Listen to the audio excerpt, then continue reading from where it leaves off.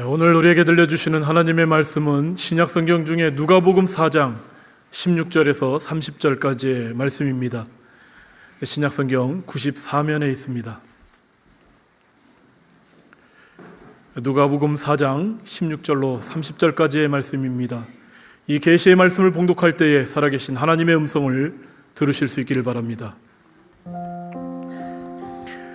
예수께서 그 자라나신 곳 나사렛에 이르사 안식일에 늘 하시던 대로 회당에 들어가사 성경을 읽으려고 서심해 선지자 이사야의 글을 들이거늘 책을 펴서 이렇게 기록된 데를 찾으시니 곧 주의 성령이 내게 임하셨으니 이는 가난한 자에게 복음을 전하게 하시려고 내게 기름을 부으시고 나를 보내사 포로된 자에게 자유를 눈먼 자에게 다시 보게 함을 전파하며 눌린 자를 자유롭게 하고 주의 은혜의 해를 전파하게 하려 하심이라 하였더라.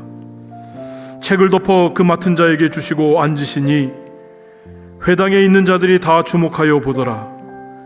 이에 예수께서 그들에게 말씀하시되 이 글이 오늘 너희 귀에 응하였느니라 하시니 그들이 다 그를 증언하고 그 입으로 나오는 바 은혜로운 말을 놀랍게 여겨 이르되 이 사람이 요셉의 아들이 아니냐. 예수께서 그들에게 이르시되 너희가 반드시 의사야 너 자신을 고치라 하는 속담을 인용하여 내게 말하기를 우리가 들은 바 가버나움에서 행한 일을 내 고향 여기서도 행하라 하리라. 또 이르시되 내가 진실로 너희에게 이르노니 선지자가 고향에서는 환영을 받은 자가 없느니라. 내가 참으로 너희에게 이르노니 엘리야 시대에 하늘이 3년 6개월간을 닫히어 온 땅에 큰 흉년이 들었을 때에 이스라엘에 많은 과부가 있었으되 엘리야가 그중 한 사람에게도 보내심을 받지 않고 오직 시돈 땅에 있는 사렙다의 한 과부에게 뿐이었으며 또 선지자 엘리사 때에 이스라엘에 많은 나병 환자가 있었으되 그 중에 한 사람도 깨끗함을 얻지 못하고 오직 수리아 사람 나아만 뿐이었느니라. 회당에 있는 자들이 이것을 듣고 다 크게 화가 나서 일어나 동네 밖으로 쫓아내어 그 동네가 건설된 산 낭떠러지까지 끌고 가서 밀쳐 떨어뜨리고자 하되 예수께서 그들 가운데로 지나서 가시니라. 아멘. 지난 한 주간 주 안에서 평안하셨어요? 우리 옆에 계신 분들에게 이렇게 인사하기를 원합니다. 제 옆에 앉아주셔서 정말 감사합니다. 혼자 앉아 계시는 분도 있는데 다음부터는 같이 앉으세요. 우리가 교회에 나와가지고 하나님께 예배하는 것이 하나님과의 관계 회복도 중요하지만 우리 교우들과의 정말 영적인 일치를 이루는 그게 굉장히 교회에서 예배 드릴 때 중요한 겁니다. 그러니까 늘 우리 약속의 교회는 하나님과의 관계도 항상 귀하고 복되지만은 우리 주변에 있는 모든 우리 믿음의 사람들과 귀하고 아름다운 공동체를 이루기를 축복합니다. 어느 날 돼지와 소가 서로 자기 주인에 대한 이야기를 나누고 있었습니다. 소와 돼지가 이야기를 나누었다고 하니까 벌써부터 심각한 표정을 짓고 계시는 분들이 계시는데 우화입니다. 돼지가 먼저 소에게 말했어요. 나는 말이야 기분이 나쁜 것들이 한두 가지가 아니야. 나나 자네나 주인을 위해서 모든 것을 다 주지 않는가? 내 몸은 버릴 것이 하나도 없지. 삼겹살에 또 목살에 갈비살 부위별로 나를 맛있다고 다 먹고 심지어 내 머리까지 눌러서 먹고 또 내장까지 버리지 않고 순대를 만들어서 먹지 않는가? 내가 이렇게 사람들을 위해서 온몸을 바쳐 희생하는데 왜 나를 미련하다고 말하면서 자네는 주인이 그토록 예뻐하는가? 그러니까 그 말을 듣고 있었던 소가 그 돼지에게 이렇게 말해요. 글쎄, 자네 말이 맞기는 하군. 그런데 가만히 생각을 해보니 나는 살아있을 때 주인을 위해서 논도 갈고 밭도 갈고 짐도 날라주고 태워다 주고 젖도 짜내서 마시게 하지만 자네는 살아있을 때는 주인을 위해서 하는 것은 아무것도 없고 단지 먹기만 할 뿐 아닌가? 그러니 자네보다 주인이 나를 더 사랑할 수밖에. 여러분, 소와 돼지의 이야기지만 이 사실 오늘 이 땅을 살아가는 우리 크리스천들에게 많은 생각을 갖게 해주는 이야기가 아닐 수 없어요. 여러분, 오늘날 믿음의 삶을 살아가면서도 우리의 삶 가운데 소와 같은 삶을 살아가는 진짜 신앙인과 이 돼지와 같은 삶을 살아가는 그저 그런 사람들이 있습니다. 여러분, 이 땅에서의 삶 가운데 믿음의 삶을 누구보다도 최선을 다해서 살아가요 주인이신 하나님께서 보기만 해도 아름답고 귀한 그 믿음의 삶을 살아갑니다. 이런 신앙인의 삶을 누군가는 이렇게 표현하더라고요. 썩어 문드러져서 없어지는 인생이 아니라 닳고 닳아서 사라져가는 신앙입니다. 누가 얘기했는지 아세요? 원래 있던 말에 제가 조금 살을 붙였습니다. 저는 우리 약속의 교회 교우들은 썩어 없어져 버리는, 문드러져 버리는 그런 믿음이 아니라 이 땅 가운데 내 몸을 향하여, 내 몸을 하나님께 드려서 정말 하나님께 헌신하여서 닳고 닳아서 사라져가는 그런 믿음의 사람들 되기를 축복합니다. 아멘 하신 분들은 하나님께 하신 겁니다. 예. 그런데 반대로 돼지와 같은 신앙의 삶을 살아가는 사람들이 종종 있어요. 믿음을 말하고 구원을 말합니다. 동일한 신앙의 삶을 살아가는 것 같아요. 그러나 그 믿음이라는 것이 죽어서 나중에 천국에 가는 것에만 관심이 있습니다. 신앙의 삶은 전혀 나타나지 않아요. 안타깝게도 오늘날 이런 신앙의 수준에 머물러 있는 사람들이 너무너무 많이 있지 않습니까? 그래서 어떤 공산주의자는 이렇게 말했다고 하죠. 나는 기독교인들을 경멸한다. 그들은 예수 그리스도가 자신들을 위해 피 흘려 죽었다는 사실을 믿으면서도 자신들을 위해 죽은 그분을 위해 헌신하지 않기 때문이다. 나는 공산주의가 나에게 피 한 방울을 흘려주지 않았지만 공산주의를 위해 내 생명을 바칠 수 있기 때문이다. 대단하죠. 잘 아시는 대로 인도의 성자로 불리우는 마하트마 간디도 이와 비슷한 이야기를 하지 않습니까? 나는 예수를 좋아한다. 그러나 기독교인들은 경멸한다. 싫어한다. 왜냐하면 그들은 예수를 닮지 않았기 때문이다. 여러분, 지금 주님 앞에서 어떤 믿음의 삶을 살아가고 계십니까? 다음에, 나중에, 죽어서가 아니라 여러분 지금 말입니다. 여러분, 오늘 함께 읽은 말씀을 보게 되면 예수님께서 이 공생의 사역 초기에 있었던 행적을 우리에게 전해주고 있죠. 이 예수님이 하나님의 아들 그리스도 메시아로서의 삶, 이 다시 말해서 공생애를 시작할 때에 잘 아시는 것처럼 요단강에서 세례를 받으시죠. 그 후에 사탄에게 이끌림을 받아서 광야에서 40일을 금식을 하게 되죠. 또 사탄에게 거기서 시험을 받게 됩니다. 이 떡에 관한 문제였습니다. 권세와 명예와 권력, 영광에 관한 그러한 시험이었어요. 이 모든 시험을 받으신 후에 갈릴리 지방을 중심으로 해서 예수님의 공생애가 이제 시작이 되는데, 특별히 오늘 말씀을 통해서 주님이 공생애 처음 시작하던 초기에 고향이었던 나사렛에서 행하신 일을 오늘 우리에게 보여줍니다. 우리가 잘 아는 것처럼 예수님은 고향 나사렛에서는 환영을 받지 못했죠. 이 오히려 성경을 보게 되면 예수님은 2번에 걸쳐서 고향 나사렛에서 배척을 당하셨음을 성경은 우리에게 말씀해 주죠. 그런 고향 땅을 우리 주님이 찾으셨을 때에 그날 마침 안식일이 되었습니다. 안식일에 주님은 늘 하시던 대로 회당에 들어가셨습니다. 그리고는 성경을 읽으려고 일어섰어요. 그러자 회당에서 두루마리 성경을 맡은 자가 예수님에게 그 두루마리 성경을 딱 가져다 펼쳐줍니다. 그때 예수님께서 읽은 말씀이 바로 이사야 61장 1절에서 2절까지의 말씀입니다. 오늘 함께 읽은 누가복음 4장 18절부터 19절의 말씀이 당시 예수님께서 회당에서 읽으신 말씀이에요. 여러분, 이 시간에 한번 우리가 이 말씀을 함께 같이 읽어보기를 원하는데요, 한 번쯤 이렇게 생각해 봤으면 좋겠어요. 여기가 2000년 전 우리 주님이 말씀하신 그 자리다. 그리고 이 말씀을 지금 예수님께서 나에게 해주신다. 그런 생각을 가지고 함께 읽어봤으면 좋겠어요. 우리 이 누가복음 4장 18절, 19절 한 목소리로 한번 같이 읽어보시겠습니까? 주의 성령이 시작.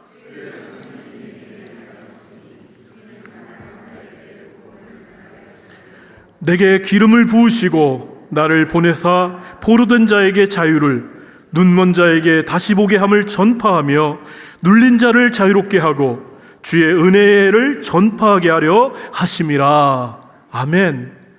여러분, 주님이 이 시간 우리에게 이 말씀을 생생하게 현장에서 말씀해 주셨다면 여러분, 이게 얼마나 은혜가 되겠습니까? 우리가 평상시에도 은혜 있는 말씀으로, 참 좋아하는 말씀으로 읽어봤을 텐데, 이게 지금 여기서 주님께서 나에게 하시는 말씀이다, 그렇게 정말 믿어진다면 이게 얼마나 은혜가 되는 말씀이겠어요. 여러분, 이 말씀에서 주의 성령이 내게 임하셨으니 라는 말씀 다음에 나오는 이는이라는 표현을 좀 주목해 보시길 바랍니다. 여러분, 이는이라는 이 말은요, 원문을 보게 되면 무엇을 위하여 라는 뜻을 가지고 있어요. 그래서 주의 성령이 우리 예수님에게 임하신 것은 그 말씀 다음에 나오는 6가지 목적을 이루기 위함이다 라는 표현입니다. 이것을 염두에 두고 이 말씀을 다시 읽어보면, 주의 성령이 우리 주님에게 내게 임하신 것은 내게 기름을 부으시기 위함이며 나를 보내사 가난한 자에게 복음을 전하게 하시기 위함이며 보로된 자에게는 자유를 전파하기 위함이며 눈먼 자에게는 다시 보게 함을 전파하기 위함이며 눌린 자를 자유케 하시기 위함이며 주의 은혜를 전파하게 하시기 위함이다. 이렇게 말씀하는 거예요. 우리 주의 성령이 주님에게 임하는 것이 얼마나 중요한 것인지 이 말씀을 통해서 보여주고 있습니다. 예수님은 이 말씀을 낭독하신 후에 책을 덮어서 성전 두루마리를 관리하는 그 사람, 핫잔이라고 하는데요, 그 사람에게 전해주고는 자리에 앉으셨습니다. 이제 회당의 모든 회중들은 예수님께 주목했어요. 왜냐하면 그날 말씀을 읽은 자가 강론하는 것이 전통이었기 때문이에요. 아마도 그 회중들은 예수님의 소문을 익히 들어서 알고 있기 때문에 그 예수님이 오늘 무슨 말씀을 하실 것인가 귀를 쫑긋 세우고 들으려고 준비를 하는지도 몰라요. 그렇게 주목하고 있는 그 회중들을 향하여 우리 주님께서 하신 말씀이 무엇입니까? 여러분, 21절의 말씀 보세요. 이 글이 오늘 너희 귀에 응하였느니라. 이 글이 오늘 너희 귀에 응하였느니라. 여러분, 어떠세요? 정말 예수님이 이 한마디 말씀만 하셨을까? 그러니까 예수님이 이 이사야 61장 1절에서 2절의 말씀을 읽으신 다음에 자리에 앉으셔서 이 누가복음을 기록한 이 저자는 뭐라고 기록했냐면, 이 글이 오늘 너희 귀에 응하였느니라, 딱 한 말씀 그렇게 기록해 놓은 거예요. 정말 이 말씀만 하셨을까? 여러분, 22절의 말씀을 보게 되면 그들이 다 그를 증언하고 그 입으로 나오는 바 은혜로운 말을 놀랍게 여겼다, 이렇게 표현해요. 이 말씀 번역이 좀 약해서 새번역 성경을 제가 보니까는요, 이렇게 기록합니다. 사람들이 모두 감탄하고 그의 입에서 나오는 그 은혜로운 말씀에 놀라서. 이 공동번역 성경은 또 이렇게 번역했어요. 사람들은 모두 예수를 칭찬하였고 그가 하시는 은총의 말씀에 탄복하며. 여러분, 감탄하고 탄복하고, 회중들은 모두 지금까지 그곳에서 랍비들이 전한 말씀과는 비교할 수도 없는 말씀을 우리 주님을 통해서 들었던 것이 확실해요. 그런데 누가는 이 글이 오늘 너희 귀에 응하였느니라, 딱 한마디만 남겨놓았어요. 저는 예수님이 이때 당시에 요 말 말고 다른 무슨 말씀을 하셨을까 참 궁금합니다. 그러나 누가는 주의 성령이 내게 임하신 것은 내게 기름을 부으시기 위함이다. 나를 보내사 가난한 자에게 복음 전하게 하기 위함이다. 보로된 자유를 자유하게 하기 위함이다. 눈먼 자에게 다시 보게 함을 하기 위함이다. 눌린 자를 자유케 하기 위함이다. 주의 은혜의 해를 전파하게 하기 위함이다. 그리고 오늘 이 글이 너희 귀에 응하였다. 이 말씀만으로도 이 주님께서 가르치신 것에 부족함이 없으므로 이렇게 기록하였다라는 거예요. 그러니까 우리 주님의 당시 하신 말씀, 이걸 다 알고 싶어도 알 수는 없어요. 그런데 여러분, 이 글이 오늘 너희 귀에 응하였느니라 라는 말씀에서 우리가 주목해 봐야 하는 말씀이 있습니다. 그건 뭐냐면 응하였느니라 라는 이 말씀이에요. 이것을 원문을 보게 되면 조금 전에 예수님께서 친히 읽어주신 그 이사야 61장 1절에서 2절의 그 예언의 말씀이 지금 듣고 있는 회당 청중들에게 이미 성취되었다, 그것을 말씀해 주는 거예요. 선언해 주는 거예요. 그리고 이 말씀은 동시에 앞으로도 계속 성취될 예언임을 표현한다라는 것입니다. 여러분, 다시 말해서 이사야 61장에 나오는 바 하나님의 성령을 입은 종이 바로 나다라는 것입니다. 공생애를 시작하는 지금 이 순간에 이미 그 예언의 말씀이 너희들에게 이미 이루어졌다라는 말씀이에요. 그리고 우리 주님께서 이 땅에 오실 때까지 계속해서 성취될 것을 말씀해 주시는 그러한 말씀입니다. 예수님은 지금 이 말씀을 통해서 이사야 선지자를 통하여 예언된 메시아가 바로 자기 자신임을 분명하게 선언하면서 지금 이렇게 말씀하신 거예요. 잘 들어보세요. 예수 그리스도를 통하여 가난한 자가 복음을 듣는다. 예수 그리스도를 통하여 죄와 사망의 포로가 되었던 그러한 사람들이 자유를 얻게 된다. 예수 그리스도를 통하여 영적으로 눈먼 자들이 진리를 보게 되며 예수 그리스도를 통하여 좌절과 절망에 빠진 자들이 소망 가운데 기쁨을 회복하며 예수 그리스도를 통하여서 하나님의 받으실 만한 은혜의 해가 도래하는 일이 성취되었다. 아멘이십니까? 여러분, 지금 그리스도를 통하여서 주님 오실 때까지 이 말씀이 지금 이루어졌을 뿐만 아니라 주님 오실 때까지 이 말씀은 계속해서 성취되어 갈 것이다. 그러니까 이 말씀은 지금도 우리 가운데 성취되고 있는 말씀이라는 사실이에요. 너무나도 귀한 말씀이 아닐 수 없어요. 왜냐하면 이 말씀의 성취로 오늘 죄와 허물로 죽을 수밖에 없는 우리에게도 생명의 소망이 생겼기 때문입니다. 영생의 은혜가 우리 가운데 주어졌기 때문에 그래요. 그런데 여러분, 이 놀라운 말씀을 들은 당시의 회당의 청중들의 반응을 한번 보십시오. 주님의 말씀을 2000년 전 회당 가장 가까운 곳에서 생생한 우리 주님의 육성으로도 들었던 그러한 회중들이었는데도 불구하고 그들의 반응 보세요. 여러분, 그들은 주님의 말씀에 놀라고 감탄하고 칭찬했어요. 그리고 22절의 말씀의 표현처럼 그 은혜로운 말씀을 놀랍게 여겼어요.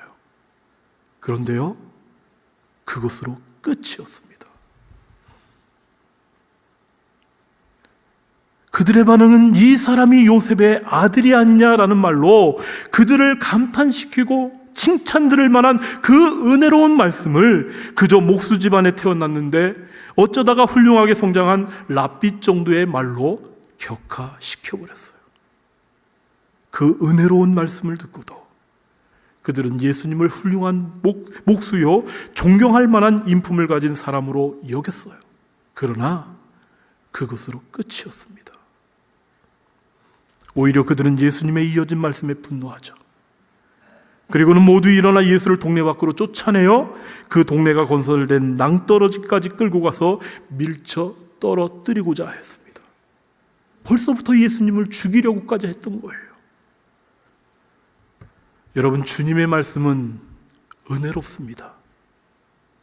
고개만 끄덕이지 마시고 한번 아멘 해보시죠. 정말 주님의 말씀은 은혜로운 말씀이세요? 듣기만 해도 감탄이 되고 칭찬하지 않을 수 없는 말씀임을 여러분, 나사렛 사람들도 인정했어요.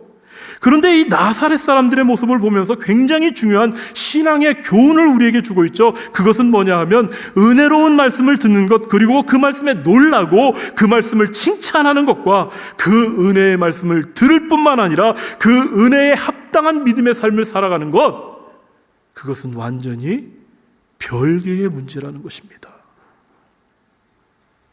여러분, 많은 사람들이 매주일마다 교회에 와서 하나님의 말씀을 들어요. 목사들이 말씀을 전하는 사역을 통해서 성경의 말씀을 오늘날 선포된 하나님의 말씀으로 전달합니다. 여러분, 이것은 매우 어려운 작업이에요. 저만 해도 이 말씀을 전하기 위해서 매우 힘든 과정이 필요했습니다. 그리고 이 자리에 오니까는 벌써부터 떨리고 막 그래가지고 긴장이 돼서 그런지 땀 나고요. 지금 막 목소리도 이상해지고 막 그런단 말이에요. 그래도 학교에서 가르쳐준 대로 성언, 운반, 일념으로 오직 하나님의 말씀을 성도들에게 전해주겠다는 한 가지 생각으로 이 자리에 서서 말씀을 준비하고 전하는 거예요. 기특하지 않습니까? 그런데요, 말씀을 준비하고 준비된 말씀을 전하면서 참 이해가지 않는 것 몇 가지가 있어요. 그 중에 한 가지는 제가 말씀을 정말 잘 열심히 준비하고 제 스스로 이 정도 설교했으니까 정말 오늘 은혜 받았겠다, 그렇게 야무진 생각을 하고 있는 날은 아무런 반응이 없어요. 교인들이 정말 시큰둥해요. 싸해요. 만나는 사람들마다 오늘 설교에 대한 평가를 좀 받고 싶은데 반응이 없는 거예요. 그런데 어느 날, 항상 일은 어느 날 생기지 않습니까? 설교 준비도 거시기가 아니라 설교 준비도 잘 안 되고, 말씀을 전하는 것도 내가 무슨 말을 했는지 잘 파악도 안 돼요. 저조차도 우왕좌왕하고, 한마디로 말해서 강단에서 내려와서 어디 쥐구멍이라도 숨고 싶은 날이 있어요. 없을 것 같아요? 그런 날 정말 많았어요. 그런데 그런 날은 교인들이 와서는 누구 놀리기라도 하듯 오늘 설교에 정말 은혜 받았습니다, 오늘 설교에 정말 큰 감동 받았습니다, 어떤 자매는 사무실까지 쫓아와가지고 눈물을 흘리면서 목사님, 제가 정말 은혜 받았습니다, 저 위해서 기도해 주세요, 나는 지금 창피해 죽겠는데 어떻게 해요? 머리통 부여잡고 또 기도해 줬죠. 그런 일이 있어요. 그때마다 이 말씀의 사역은 내가 하는 게 아니구나, 그걸 깨닫게 돼요. 여러분, 그런데 오늘 나사렛 사람들이 우리에게 정말 귀한 교훈을 주는 거예요. 하나님의 말씀은 분명히 언제나 은혜의 말씀이에요. 그런데 더 중요한 건 뭐냐 하면 그 은혜의 말씀을 듣는 것과 그 말씀을 듣고 그 말씀대로 하나님께서 기뻐하시고 하나님께서 영광 받으실 만한 그 삶을 살아가는 것, 이거 완전히 별개라는 거예요. 우리가 잘 아는 일제시대 때 최봉석 목사님, 최건능 목사님이라고도 불리신 분이죠. 이 목사님은 예수천당 하시면서 전국을 다니시기로 유명하지 않았습니까? 오늘날 여러분, 예수천당 이렇게 전도하면 어떤 일이 벌어질 것 같아요? 저거 막 하면서 손가락질 당한단 말이에요. 어떤 때는 막 매도 맞는 것 같아요. 그런데 이 최건능 목사님은, 최봉석 목사님은 예수천당 이 한마디로 수많은 사람들을 주님께로 인도하지 않았습니까? 그 이유가 어디에 있느냐? 이 한마디에 생명을 걸었기 때문 아니겠습니까? 한 번은 이분이 기차에 타서 앞쪽 칸부터 예수천당 예수 믿으시오, 예수천당 예수 믿으시오, 이렇게 복음을 전하는데 저만큼 가다 보니까는 동기동창인 최필근 목사님이 그 자리에 앉아 있더랍니다. 이 최필근 목사님은 초기 한국 교회 역사를 보게 되면은요, 평양신학교 교장도 하셨던 아주 훌륭하신 분이세요. 그런데 이 최필근 목사님을 딱 보더니만 이 최건능 목사님이 그 앞으로 딱 가가지고는 귀에다 대고 이렇게 속삭이더래요. 예수 천당 예수 믿으시오. 그러니까 이 최 목사님이 참 이거 엉뚱하잖아요. 그래서 이복의 봉석이 나 최 목사야, 최필근이야, 그러니까 오히려 소리를 더 크게 예수 천당 예수 믿으시오 그러더랍니다. 이 최 목사님이 당황해가지고 아니 나 최 목사라니까. 그러자 이 최봉석 목사님이 이 최필근 목사님을 향하여서 손가락질을 하면서 이렇게 말했대요. 이 녀석 벙어리 아냐? 목사가 여기 입 다물고 앉아있어? 예수 믿는다는 사람이 옆에 수많은 영혼들이 죽어가는데 그렇게 멍청이 앉아있어? 이 녀석 말 못하는 바보 천치 아냐 이거? 그러더래요. 그리고는 앞칸으로 다 가서는 다시 예수 천당 예수 믿으시오 그렇게 전도를 하더래요. 이 사건이 최필근 목사님에게 얼마나 큰 충격이 되었는지, 은혜를 받음에도 그 은혜에 합당한 삶을 살지 못했던 자신의 삶을 돌아보면서 이 여행하는 내내 회개했다, 이런 일들이 역사 가운데 있어요. 여러분, 은혜로운 말씀을 귀로 듣고 감탄하고 그 말씀을 전하는 것에 칭찬하는 사람들이 많이 있어요. 그러나 나사렛의 회당에서 우리 주님의 그 놀랍고 그 은혜로운 말씀을 듣는 것으로 끝냈던 그 사람들과 동일한 사람들이 우리 가운데에도 너무 많이 있다는 것입니다. 여러분, 은혜의 말씀 듣는 것으로 만족하지 마세요. 그 말씀에 감탄하는 것으로, 그저 놀라는 것으로, 말씀 잘 전하네 칭찬하는 것으로 끝내지 마십시오. 여러분, 2000년 전에 이미 나사렛 회당의 사람들에게 들린 우리 주님의 은혜의 말씀, 이 말씀이 오늘 너희 귀에 응하였다는 주님의 말씀은 오늘날 우리 귀에도 응한 말씀입니다.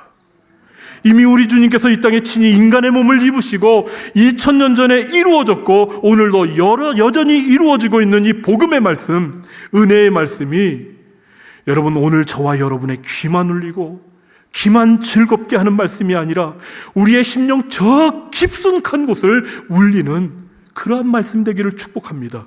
아니요, 그 정도가 아니라, 저 깊숙한 곳을 울리는 말씀 정도가 아니라 그 말씀대로 살지 않고는 견딜 수 없는 그러한 하나님의 말씀으로 들려주기를 축복합니다. 여러분, 우리는 이미 우리 주님의 그 놀라운 은혜의 말씀대로 예수 그리스도로 말미암아 복음이 성취된 시대, 주의 은혜의 해를 살아가는 그러한 복된 사람들이에요. 이미 감당할 수 없는 은혜의 삶을 살아가는 사람들이 바로 저와 여러분들입니다.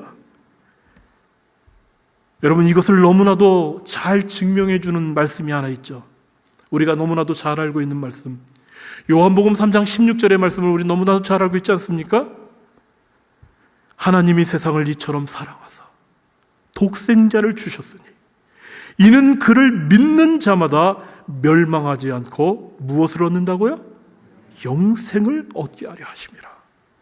여러분, 이미 예수 그리스도로 말미암아 성취된 은혜로 우리는 죽을 수밖에 없는 삶에서 영생의 삶을 살아가는 그러한 사람들이에요. 많은 사람들이 영생이라는 것은 죽어야 우리에게 주어진다, 그렇게 착각을 하고 살아갑니다. 진짜 착각입니다, 그것은. 여러분, 이미 우리는 예수 그리스도를 믿음으로 이 땅 가운데서 영생의 삶을 이미 얻은 삶으로, 그 영생의 삶을 살아가는 존재로 이 땅에 서 있는 거예요. 목사님, 그럼 죽음은 뭡니까? 죽음이라는 것이 우리의 삶을 끝내는 것이 아닙니다. 죽음이라는 것은 이 땅에서 삶을 살아가고 있는 우리가 영원한 하나님의 나라의 삶으로 바꿔지는 그 관문일 뿐이라는 거예요. 여러분, 이미 우리는 이 땅 가운데서 예수 그리스도의 이 성취된 은혜의 말씀을 통해서 영생의 삶을 지금도 살아가는 거예요. 그럼에도 불구하고, 영원한 삶을 부여받았음에도 불구하고 우리들 가운데에서는 이 땅에서의 삶으로 끝나고 마는 삶을 사는 듯한 인생, 은혜에 합당한 삶을 살아가지 못하는 인생들이 얼마나 많이 있습니까? 여러분, 그 이유가 무엇입니까? 여러 가지를 생각해 볼 수 있을 거예요. 그러나 모든 것들 다 제쳐두고 한 가지만 한번 기억해 보십시오. 듣는 것으로 끝나는 인생. 말씀을 듣는데, 들을 때는 은혜가 되고 들을 때는 기쁨이 되는데 그것으로 끝인 것, 그게 오늘 우리의 모습이 아니기 때문이에요. 여러분, 오늘날 너무나도 많은 설교들이 인터넷과 방송을 통해서 들려지지 않습니까? 목사인 저도 듣기만 해도 감동이 되는 말씀들이 얼마나 많은지 몰라요. 말씀을 들으면서 전 주눅이 들어서 죽겠어요. 도대체 어떻게 말씀을 저렇게 잘 전할 수가 있을까요? 우리 김 목사님 설교만 들어도 제가 주눅이 들어가지고, 목사님 앉아요, 오늘 없으니까 다행이에요. 정말 만약에 저 자리에 앉아 있었으면 제 설교가 지금 산으로 갈지 바다로 갈지 몰라요. 정말 항상. 근데 그런 말씀에, 그 놀라운 은혜의 말씀이 홍수처럼 쏟아지고 있음에도 불구하고, 여러분, 오늘날 대한민국에 있는 그 수많은 교회의 교인들뿐만 아니라 이 한인 사회에 있는 수많은 교인들의 삶이 어때요? 여러분, 오늘 종교개혁 기념주일입니다. 종교개혁 499주년 기념주일이에요. 그런데 수많은 사람들이 무슨 평가를 한국교회에, 이 한인교회에 믿음의 사람들에게 내리고 있는지 아십니까? 한국교회는 개신교 500년 역사상 가장 타락하였다, 이런 평가를 내려요. 그 은혜로운 말씀이 홍수처럼 쏟아지고 있고 수많은 사람들이 그 은혜에, 그 말씀에 은혜 받았다, 그 말씀에 감동 받았다, 그렇게 말을 하는데 왜 우리는 개신교 500년 역사상 가장 타락한 그러한 믿음의 삶을 이 땅 가운데서 보이고 있겠습니까?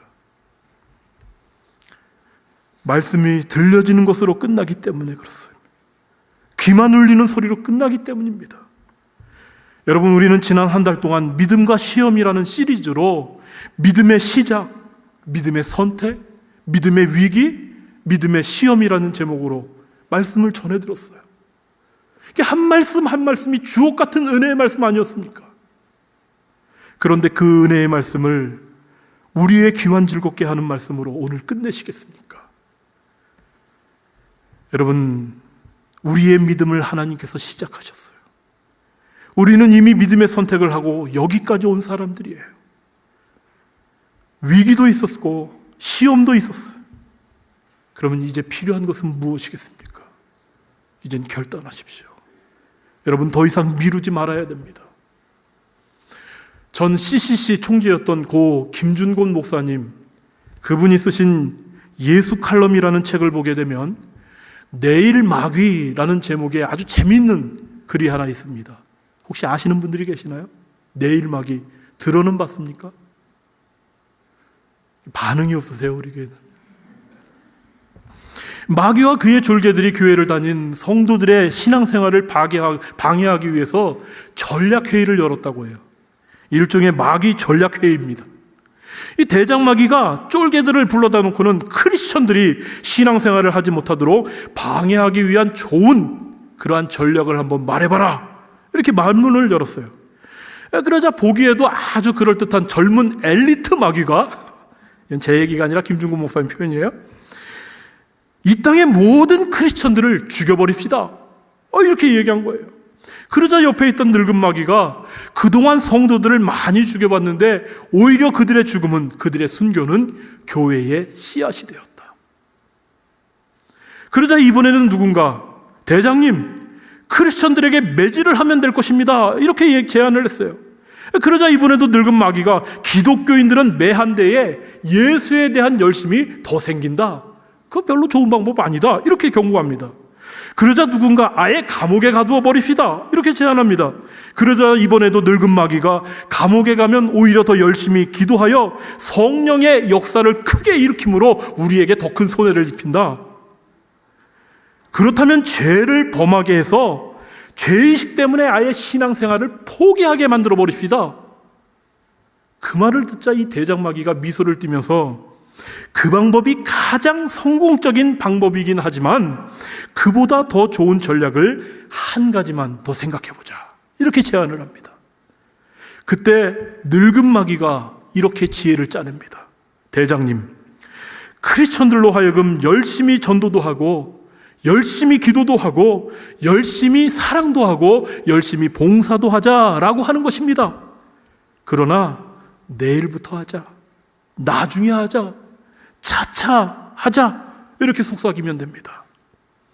여러분, 이 전략이 역사상 마귀의 최고의 성공 전략이 되고 있습니다. 여러분, 어떠세요? 오늘날 우리의 신앙의 삶에서도 이 내일 마귀 전략 때문에 신앙생활을 소홀히 하다가 아예 신앙의 삶을 포기하고 믿음의 삶에서 떠나간 사람들이 참 많이 있어요. 여러분들의 지금 현재 상황은 어떻습니까? 차차 믿어야지, 내일부터 믿어야지, 나중에 해야지 하는 생각을 갖고 있는 것 아니겠습니까? 그것은 마귀의 속삭임이에요. 여러분, 믿음에 있어서 차차라는 말은 없는 거예요. 내일부터라는 말도 없는 거예요. 여러분, 오늘 이미 우리 귀한 응한 복음이 우리에게 들려졌어요. 지금까지 은혜로운 하나님의 말씀이 선포된 하나님의 말씀, 기록된 말씀으로 우리에게 들려졌어요. 여러분, 이제 이미 성취되어 감당할 수 없는 생명의 은혜로 우리에게 주어진 말씀이 우리의 귀를 울릴 뿐만 아니라 우리의 심장을 울리고 믿음의 결단을 통해서 저와 여러분의 삶 가운데 생생히 살아나는 그러한 놀라운 말씀 되기를 주님의 이름으로 축복합니다.